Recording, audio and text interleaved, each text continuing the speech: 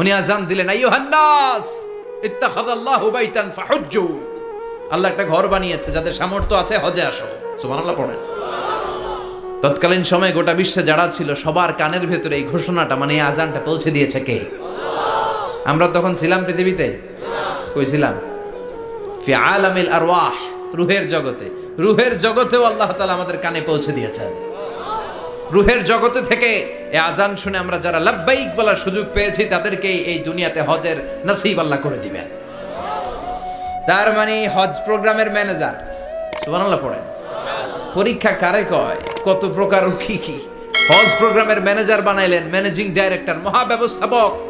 হজের আঞ্জাম দাও, আর হজের আঞ্জাম দিতে যে তোমাকে প্রথমে রাজমিস্ত্রির কাজ করা লাগবে পাস, ঝাড়ুদার গিরির কাজ করা লাগবে পাস। আল্লাহর নবী উলুল আজমি মিনার রসুল মসজিদ ঝাড়ু দেয়, না আমরা মসজিদ পরিষ্কার করতে চাই না? আছে না নাই? বালু দেখলেই মুয়াজ্জিনরে গালি, কথা কন। মসজিদে ময়লা দেখলেই খাদেমের 14 গোষ্ঠী উদ্ধার করে ছাড়ে, আর নিজে পশ্চিম দিকে পড়ে আসারও খায় না। আছে না নাই? মসজিদ ঝাড়ু দেওয়া শুধু মুয়াজ্জিনের কাজ, খাদেমদারের কাজ? মসজিদ পরিষ্কার রাখা আমাদের সবার কাজ। চিল্লা এখন ঠিক কিনা? যাদের অন্তরে জ্বালা যন্ত্রণা, যাদের দোয়া কবুল হয় না, আপনি মসজিদ ঝাড়ু দিয়ে দেখেন, মুহূর্তে দোয়া কবুল হয়ে যাবে। অন্তরের জ্বালা যন্ত্রণা দূর হয়ে যাবে, অন্তরের অহংকার নিমেষে কেটে যাবে। তার মানে আল্লাহ বললেন রাজমিস্ত্রি হও, সেটাও হলেন। ঝাড়ুদার হও, সেটাও হলেন। আজান দাও, সেটাও হলেন। তার মানে হজের যে পরীক্ষা নিলেন, এটাতেও, কথা কন, শুনতেছেন? 4টা ভয়ঙ্কর পরীক্ষা নিলেন, 4টাতে পাস। পরীক্ষা নাম্বার 5। আল্লাহ বললেন ইব্রাহিম বয়স কত? সাইয়েদনা ইব্রাহিম বললেন 80 বছর।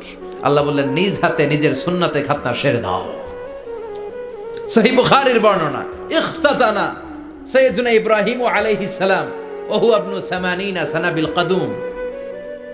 বুখারীর বর্ণনা, 80 বছর বয়সে কুঠার দিয়ে লজ্জাস্থানের সামনের চামড়াটা কেটে নিজ হাতে নিজের সুন্নাতে খাতনা সেরেছেন। এমনি এমনি আল্লাহর প্রিয় হন নাই, এমনি এমনি গোটা বিশ্বের মানুষদের লিডার হন নাই। পরীক্ষার পর পরীক্ষা দিয়ে তিনি আল্লাহর সম্মানের চেয়ারে আসীন হয়েছেন। চিল্লায় বলেন ঠিক কিনা? এজন্য আল্লাহ বললেন ওয়াইয বিতালা ইব্রাহিমা রাব্বুহু বিকালিমাতিন ফাতাম্মাহুন্না ক্বালা ইন্নী জাঈলুকা লিন-নাসি ইমামা। ও নবী, স্মরণ করুন সেই সময়ের কথা যখন আমি আমার খলিল ইব্রাহিমকে অনেকগুলো পরীক্ষা নিয়েছিলাম, আর প্রতিটি পরীক্ষায় আমার খলিল সফলতার সাথে উত্তীর্ণ হয়েছিল। ফলাফল স্বরূপ আমি ইব্রাহিমকে জানিয়ে দিলাম, যাও ইব্রাহিম, গোটা বিশ্বের মানুষের জন্য তোমার নেতা বানাইয়া দিলাম। তিনি আমাদের নেতা, leader of the all human being on earth. পৃথিবীতে যারা আছে সবার নেতা। চিল্লা এখন ঠিক কিনা? এত বরকতের মানুষ, এত বরকতের ফ্যামিলি। ওনার ফ্যামিলি যেখানে তাকিয়েছে ওইখানে বরকত, যেখানে পা লেগেছে ওইটা বরকত। যেই মাটিতে হাত দিয়েছে মাটিটারে সোনা বানিয়ে দিয়েছে কে? সাইয়েদনা ইব্রাহিমের পা লেগেছিল একটা পাথরে, ওই পাথরটারে মুসল্লা বানায় দিল কে? ওয়াত্তাখিযু মিন মাকামি ইব্রাহিমা মুসাল্লা। আল্লাহ বললেন ইব্রাহিমের দাঁড়ানোর জায়গার পাথরটারে তোমরা মুসল্লা বানিয়ে নাও। হজ করছেন কারা কারা দেখি? অথবা উমরা? আরো বাড়ছে উমরা করতে, মাশাআল্লাহ। যাদের হাত ওঠে নাই এরাও যেন আল্লাহ অতি শীঘ্রই হজ করতে পারে, উমরা করতে পারে।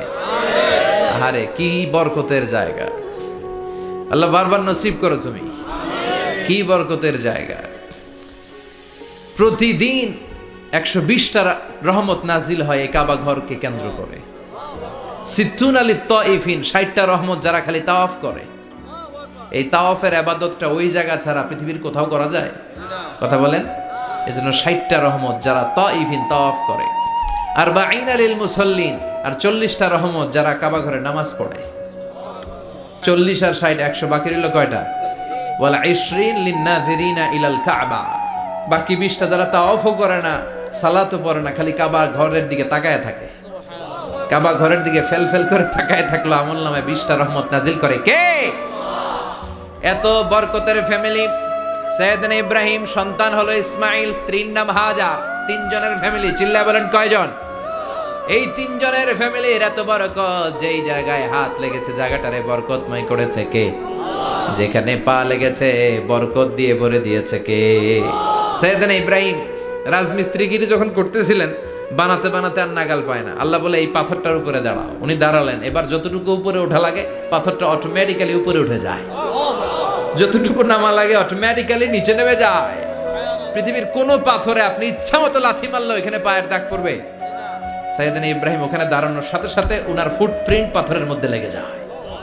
কাবা ঘরের পাশে গোটা বিশ্বের মানুষের কাছে চিরম্লান করার জন্য, চিরস্মরণীয় করে রাখার জন্য কাবা ঘরের পাশে আল্লাহ পাথরটার স্থান দিয়েছেন। মাকাম ইব্রাহিম, বিশ্বনবী তাওয়াফ করার পরেই ওই জায়গায় 2 রাকাত নামাজ পড়তেন। আপনারাও যারা হজ উমরা করবেন, তাওয়াফ করার পরেই মাকাম ইব্রাহিমে 2 রাকাত সালাত পড়া সুন্নাত। তার মানে পা লাগছে, ওইটা হয়ে গেছে আমগো মুসল্লা। সাইয়েদনা ইব্রাহিমের পা যেখানে লাগছে ওইটা আমাদের কি? সুবহানাল্লাহ কইবেন না?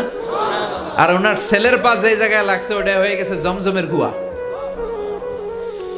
ছোট্ট বাচ্চা ইসমাইলকে রেখে দিয়ে আমরা যারা বলি বিবি হাজেরা, আসলে হাদিসের ভাষায় হাজার, তিনি সাফা পাহাড় থেকে মারওয়া পাহাড়ে দিলেন দৌড়। কোথায় পানি? পানি নাই।